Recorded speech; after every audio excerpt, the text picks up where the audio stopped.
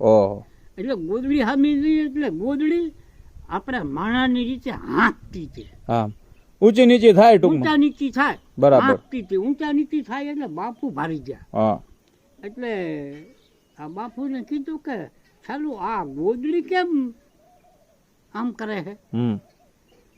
કે બાપુ કહું કે કહો કે મને બુખાર આવ્યો હોય બહુ, તાવ. તાવ. તાવ એટલે બુખાર. બરાબર. કે બુખાર આવ્યો છે ને તે કે તમારે હારે વાત કરવાની છે, ત્યાં સુધી મેં એને ગોદડીમાં મૂક્યો છે. ઓહો. ત્યાં સુધી ગોદડીમાં રહેશે, બરાબર. તમે રહી જાઓ એટલે પ્રવેશ મારા શરીરમાં થાય છે. હમ. સમય છે એ મારે એનો ટેમ પરમાનન્ટ મારા રહેશે. બરાબર. કે હે કે હા.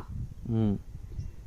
પછી આ ગોદડીમાં તાવને મૂક્યો તો તેજુથી એમનું નામ પડી ગયું ગોદડ દાદા. કે હાલો અત્યારે ગમે ત્યારે કે હાલો ગોદડ દાદા એ જવું છે, પણ એ ગોદડીમાં તાવ મૂક્યો હતો તેમાં ગોદડ દાદા નામ ઠેરવું.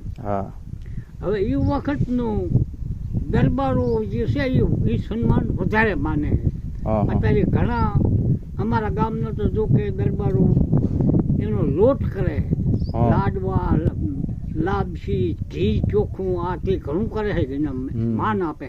વાહ વાહ વાહ દોસ્ત. અત્યારે હાલમાં વાહ વાહ. એટલે એનું નામ ગોદડ દાદા પડ્યા. એટલે આ ગોદડ દાદાનું મેં આટલું સાંભળ્યું. વાહ દોસ્તો, દાદાએ જે વાત કરી બહુ સરસ વાત છે.